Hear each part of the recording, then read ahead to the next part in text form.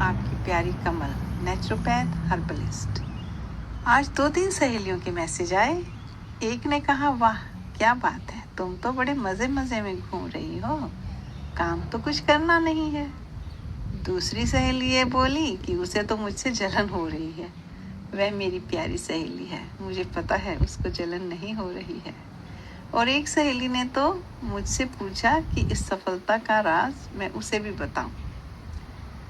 बोली, कैसे तुमने हम सबसे पहले अपने आप को रिटायर घोषित कर दिया है और घूमने के लिए निकल गई हो।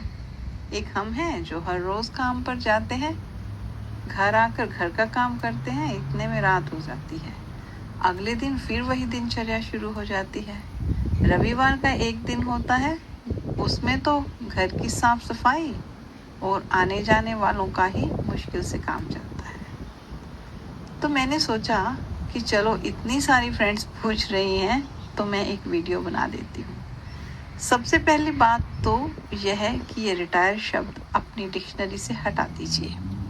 मैं भी कभी सोचा करती थी कि जब मैं 40 के आसपास हो जाऊंगी तो रिटायरमेंट ले लूँगी। यह याद रखें कि जब हम घर बैठ जाते हैं रिटायरमेंट लेकर तो अकेलापन महसूस होने लगता है, उदासी आने लगती है, डिप्रेशन भी हो सकता है, क्योंकि हम एक्सपेक्ट करते हैं कि दूसरे हमारे साथ समय बिताएं, परंतु जैसे हमारे पास समय नहीं होता था उसी तरह दूसरों के पास भी समय उपलब्ध नहीं होता।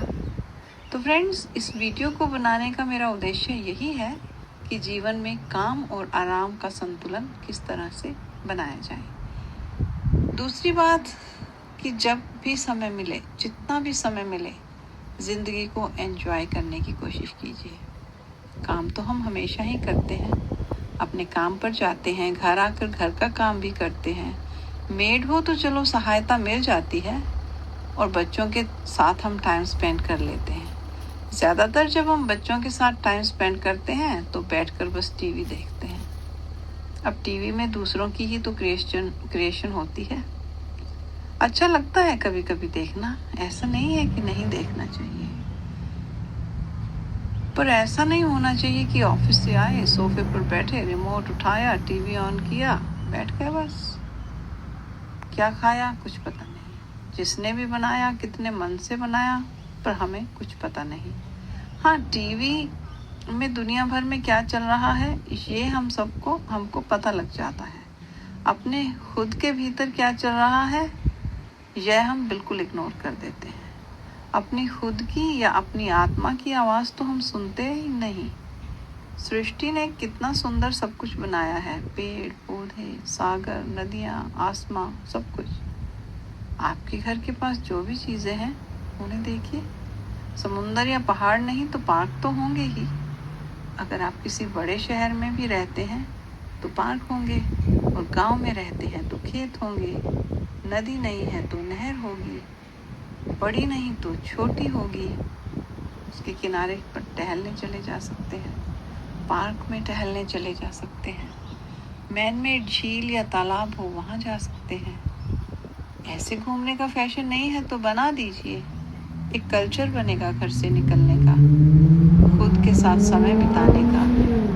बच्चों के साथ जाइए, और अगर बच्चे ना भी जा पाए, बड़े हो रहे हैं, ट्यूशन पर जाना है, तो आप अकेले ही चले जाइए। जितनी उम्र ज़्यादा है मतलब उतना ही हमारे पास समय कम है, तो उतना ही हमें सृष्टि से ज़्यादा संबंध बनाकर रखना चाहिए। अगर आप सोचें कि मैं पहले पैसा कमा लूँ, घर बना लूँ, 2 4 5 6 घर बना लूँ, बच्चे पढ़ा लूँ, तो ये संभव नहीं है। अगर वही काम आप करते जाएंगे तो बाकी का सब कुछ रह जाएगा। वो भी कीजिए, ऐसा नहीं है कि वो नहीं करना है, वो काम भी कीजिए, लेकिन साथ के साथ आप समय से मिलिए, प्रकृति से मिलिए। उससे सेहत तो ठीक रहेगी ही रहेगी, मन भी ठीक रहेगा। 4x4 के केबिन के लिए आपने अपना जीवन नहीं लिया है।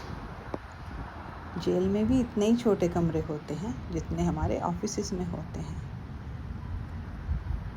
तो ऑफिस के बाद जो भी समय है वो आपका समय है। उस समय में आपको जीवन जीना है। ये नहीं होगा कि पहले मैं पूरी नौकरी पूरी करूं, रिटायर हूं और उसके बाद फिर मैं जीना शुरू करूं। नहीं, जब भी टाइम मिले, जब भी समय मिले, बीच बीच में आपको अपनी लाइफ जीनी है, अपनों के साथ भी जीनी है और अपने खुद के साथ भी जीनी है, समाज के लिए भी जीनी है और अपने लिए भी अपनी ज़िंदगी जीनी है।